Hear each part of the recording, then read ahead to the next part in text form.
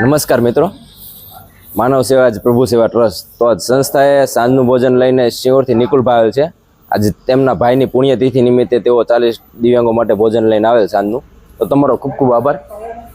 મારા ભાઈની આજની 10મી પુણ્યતિથિ નિમિત્તે આજે મને એવું લાગ્યું કે આજે માનવ ચેરિટેબલ ટ્રસ્ટમાં આપણે બધાને જમાડવા છે, એ માટે સાંજનું ભોજનનું દાતા તરીકે રાખેલ છે। આભાર તમારો ખૂબ ખૂબ।